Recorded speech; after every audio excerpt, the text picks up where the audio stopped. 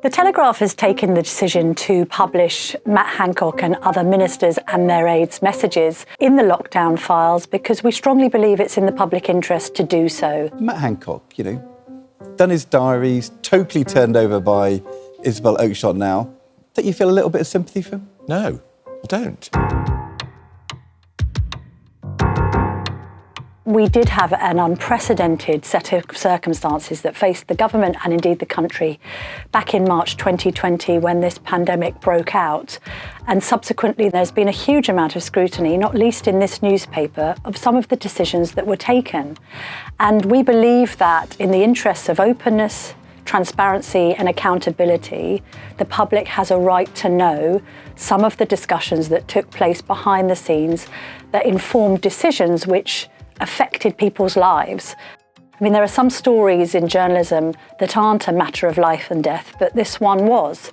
And the decisions that were taken in the first 3 months of the pandemic arguably cost more than 20,000 people in care homes their lives. They cost, you could argue, the educational life chances of a generation of children.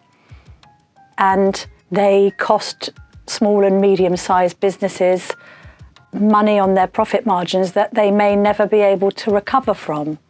And not least did it cost the British psyche enormously to be locked down for weeks and months on end and be made to wear masks when there has always been a question mark over whether the science was actually followed. And what we're trying to do with these lockdown files is show that at times this part of the narrative suggests that far from following the science, actually public health policy was made up on the hoof, perhaps out of necessity because of the urgency of the situation, but also perhaps out of a degree of political expediency. Was it right that decisions were made at the last minute on, say, the admission of people into care homes and Mr Hancock deciding against Professor Chris Whitty, the Chief Medical Officer's advice, that only those who are coming from hospitals should be tested and that those coming from the wider community shouldn't? Was it right for decisions to be delegated to care homes to decide how they were going to test those coming into from the community, if at all, and how they were going to segregate them?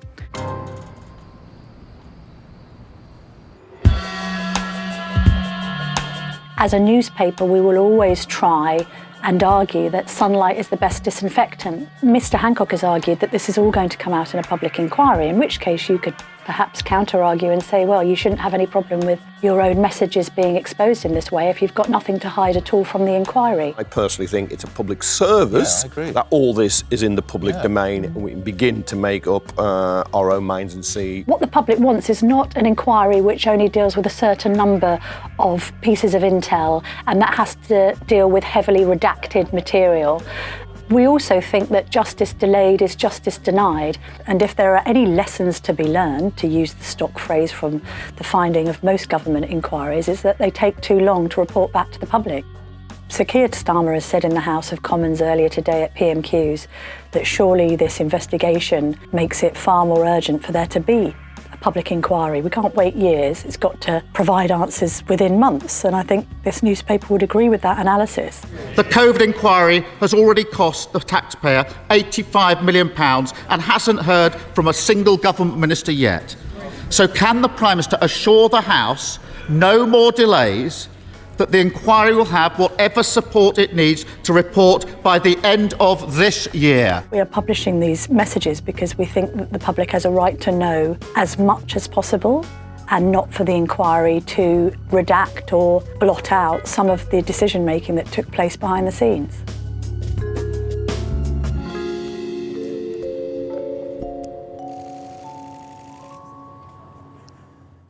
You will no doubt have read the piece by Isabel Oakeshott, who is the journalist that obtained Matt Hancock's messages from WhatsApp, because actually the former Health Secretary gave them to her in full. As we've pointed out in copy, some of the earliest messages had been deleted, but effectively what he handed over were 2.3 million words of his own messages between him, the Prime Minister, other key players, aides, and other health representatives during that unprecedented period. Isabella's justified her own decision-making in the piece that she's written for the Telegraph, speaking about the importance of transparency and accountability. People will make their own minds up as to the wisdom of Mr Hancock handing these messages to Isabel Oakeshott for the purposes of her to ghostwrite his Pandemic Diaries book. People will also perhaps have questions of the wisdom of Mr Hancock commercialising the pandemic to sell a book on bookshelves. People watching this will have to understand that we've had a team of reporters working on this not just for weeks but months, and there have been 2.3 million words to trawl through. They've had to be analysed, they've had to be segregated into different topics.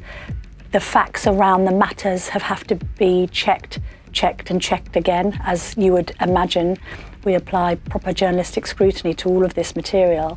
Therefore, we have to release this investigation in different stages. We took the decision that the care home revelations were most appropriate for the first day of the story, because we know that there were more than 20,000 deaths in care homes in the first 3 months of the pandemic, and that statistic speaks for itself.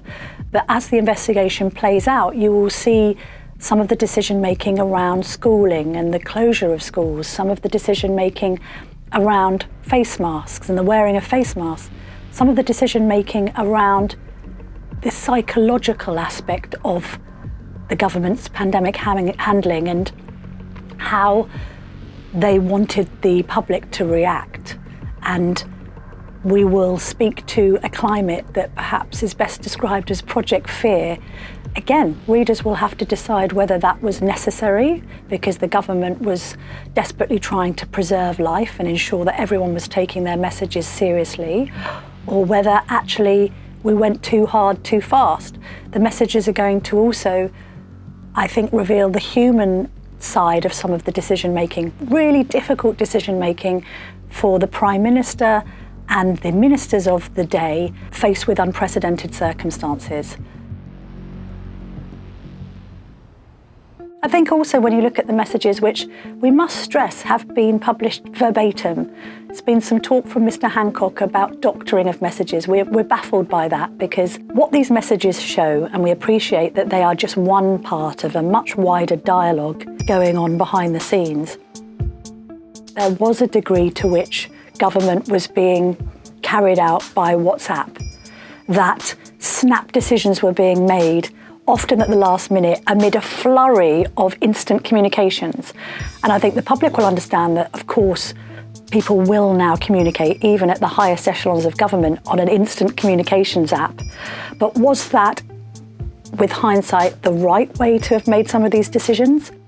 In the old days, you might say that governmental decisions of such enormity would be made by committee, or at least with briefing papers and notes. I think Telegraph readers understand that there wasn't the time for that. But did that mean that a degree of a cavalier attitude set in as people were firing off messages and perhaps rushing decision-making, maybe because the pandemic demanded that expediency, but maybe that meant that the proper scrutiny that was needed wasn't applied? We're trying to say to the public, you can read these messages now. We're supporting the openness and transparency of a process that affected the lives of every single person in Britain, and it's up to you to make up your minds whether the government did a good job.